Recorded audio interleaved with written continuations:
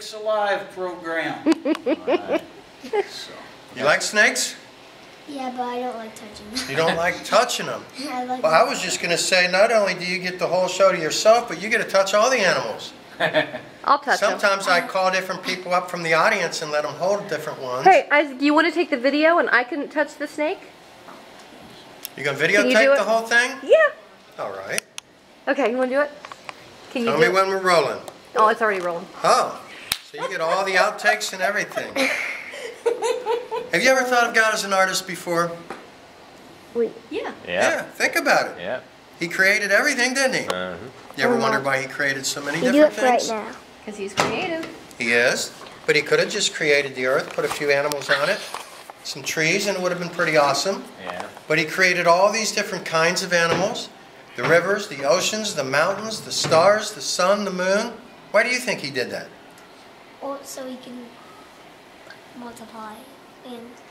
But why so many different kinds?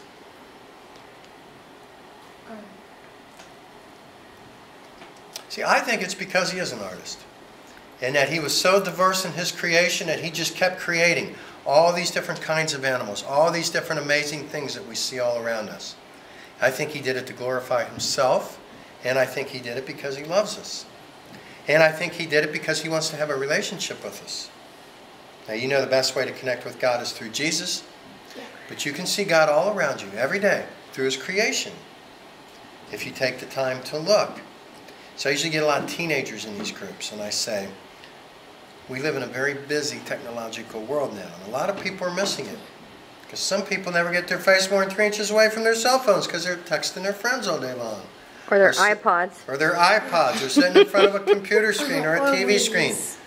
Yeah, so I just remind people when you're outside, when you get away from all that, to look around and notice and see God through his creation. Because it is all around you, but you have to take the time to look.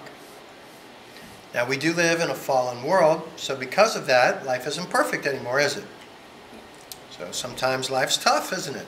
Sometimes we're sad. Sometimes things happen to us that don't seem fair. Sometimes it might even seem like God's not there or that he doesn't even care about you.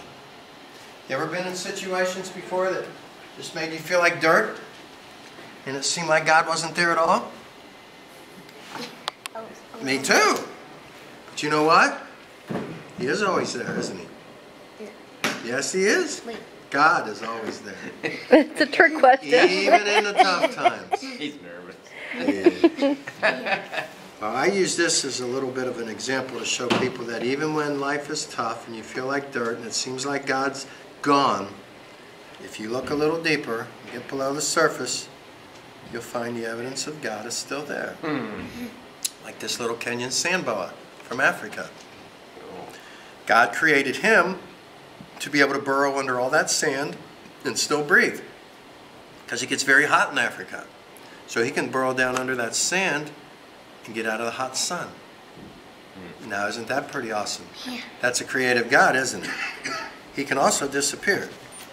Look at that. Tickle him and watch how fast he disappears. Touch him, Mike. I'll tickle him? I'll tickle him for you. All right, you'll tickle him. See that? And he'll just keep burrowing and burrowing until he disappears altogether. It makes you wonder what's under that beach when you walk down there. Yeah. Let's see if I can't get him going in there. Look at that. And then he disappears. Pretty neat? That is cool. One example how amazingly creative our God is. So, God created all creatures, but he also created them all with a protective covering over their skin, didn't he? What do birds have to protect them? Feathers. What do mammals have? Fur. Yep. Well, all reptiles have scales. And depending on what group of reptile they're in, they're going to have scales like the other members of their group. You know what the 4 groups of reptiles are that we have living today? Snakes. Lizards, that's actually one group.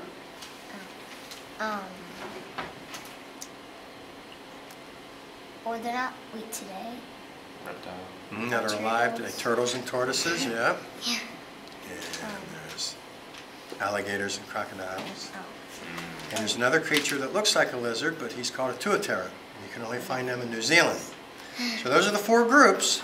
So what I thought we'd do today is look at what some of these scales in some of these groups of animals feel like. You ever touched reptiles before? Yes, but I don't like touching. Have you ever seen, what kind of reptile do you think would have real large scales? Like plates of armor? Living today. Mm-hmm. Or Think of a real big reptile. tortoise. Bigger. How about an alligator or a crocodile? You ever seen one up close? Yeah, Where? at the zoo. Where else do we see him? I don't know. We've seen him in Florida before. Ah. Or Did you touch one? no, Would you like to? no. Would you like to see one up close? Gosh. Isaac, this is not going to be a very fun show for him if you won't touch any of these creatures. Yeah. Well, just touch what you feel comfortable with. But this guy here you can feel safe with because I have an attitude adjustment on him. Here's an alligator. This one's about 3 years old. They grow about a foot a year until they get to be about 15 feet long and 1,000 pounds. Wow. So he's about a 3-year-old. Want to touch him? Hit about a foot a year. Uh-huh. He doesn't look very happy. So 12 years will be full grown. Yep, Yes. but they can live to be about 60 years old. Oh. Feels like a suitcase or a pair of boots. They make boots out of their skin. Want to touch him? Yeah.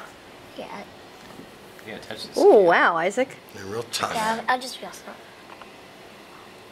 And yet their belly's real soft. I wonder if they like that. If that's like a back rub or something for him. Oh, Pretty neat. They can. They have all their closing power in closing their jaws, but they don't have any opening power. So you could actually hold a larger alligator than this, his mouth closed with one hand. Really? Mm-hmm. So if you ever came across one in the wild and it tried to come after you or something, you could... No, they're What's the pretty best quick. way? They're Oh. pretty quick.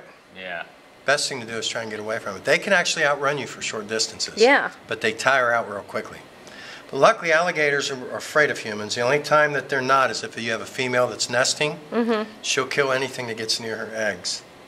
Or if you're in states like South Carolina where people were used to feeding them and they start associating humans with food, then they lose their fear, and that's when they're dangerous. A regular wild alligator is going to be afraid of you. So that's a little bit about the alligator. Yeah. How about turtles? You like turtles? yeah. Yeah. This is a box turtle, and their scales are on their back. If you've ever seen them, just the shell, you see how their backbone is attached to those scales. Yeah, see what it feels like? Oh, he's way out there. So are these like your pets? All but this turtle. This turtle lives at the museum, but obviously he's been handled enough that he doesn't retreat into a shell anymore. Yeah. And most box turtles will do that once they get used to seeing you or knowing that you're not going to harm them. Oh. After a couple days, they usually get like this. Huh. Pretty neat. It's amazing, God's creativity. It is. Diversity. It is. Now, I'd like to show you some snakes